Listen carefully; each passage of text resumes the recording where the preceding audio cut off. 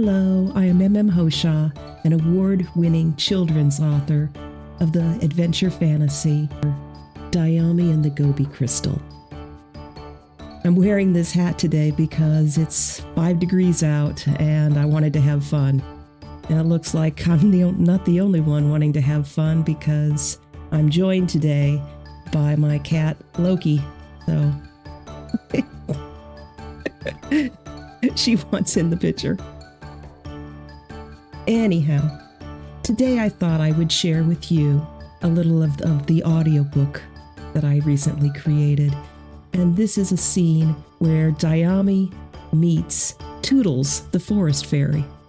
And when I first started to think about Tutls, I imagined she was scruffy and not beautiful like all the other fairies, and very independent nature, but also a big heart because she loves the forest animals and plants seeds.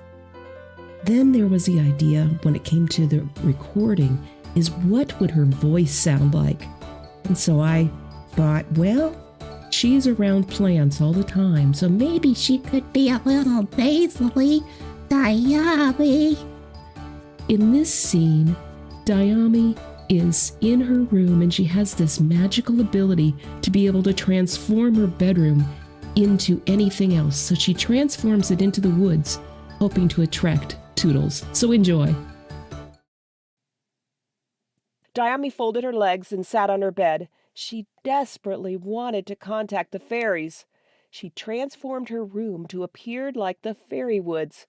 Her bed became a wide toppled tree trunk, while her stone floor softened into a mound of moss, twigs, and underbrush.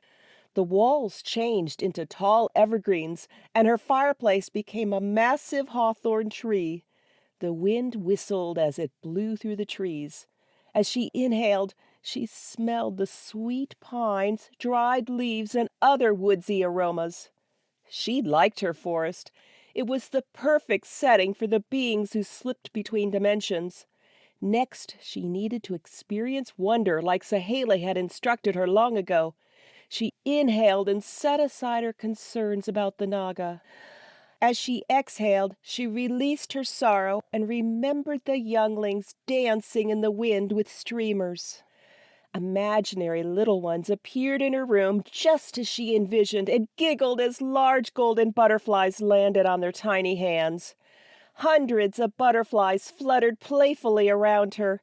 She had forgotten how beautiful it was to create such a paradise. Holding the flute to her lips, she played, expanding her heart. Joy returned. She dreamed about a world where the Dukán and the Naga were friends. Neither controlled the other, and fear was absent. She was filled with hope, sensing anything was possible. Her fingers moved automatically over the holes, creating beautiful, stirring music, and she sent the request from her heart to make contact. The thick layer of dry leaves rustled as 2 small branches moved on their own toward her. Leaves flew everywhere as a meter-tall being jumped out onto a fallen log.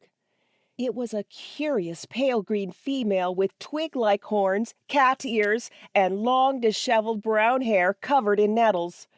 Her turquoise eyes sparkled with a mischievous glow.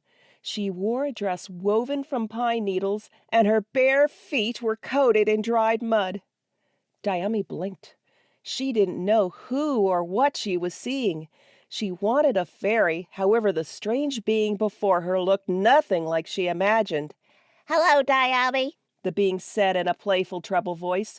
She waved a hand in front of Dyami's eyes and stuck out her tongue. "Hey, are you paying attention?" Dyami put down the flute. "Are you really there? I thought I imagined you." "Oh, I'm very real as anything." A butterfly rested on her shoulder, then flew off. "Don't your senses tell you this is real?" "It's only real because I imagined it so. Who are you? What's your name?" "I'm a forest fairy, and my name is Tutalina. Everyone calls me Tutls, which I don't mind." "Oh dear," Dyami said. "Don't you know Tutl means too ugly to love? I think that's a horrid name." She sensed the others were simply being mean. Tootles plucked a sharp cockleburr from her unkempt hair. It's also too unfettered to listen. Names hurt only when you care what others say. It's more important to listen to your heart. Don't you agree? Dyami couldn't disagree, as there was much strength and wisdom in her new acquaintance. I suppose any name can be powerful. What would you like me to call you? Tootles. Dyami frowned. Fairies are beautiful, slender beings with large glowing wings. You look nothing like them. Tootles sat on her perch and peeled the crusted mud from her feet. Fairies come in all shapes and sizes. Wouldn't life be boring if we all looked the same? I suppose. I thought at least you would have wings. Well, I spend my time on the ground, so I don't need them.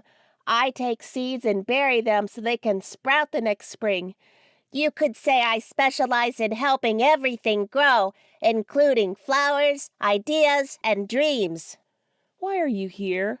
Tootles laughed with a snort. I'm here because you called for me, or rather, you sent out a general invitation to us, and I came as their representative. She stuck a finger in her ear and extracted a buzzing honeybee. She was an independent fairy being who didn't care how she looked. So, why did you contact us?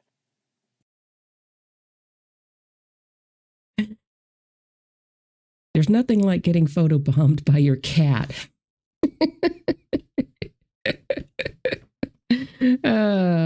I guess I have to start the recording again.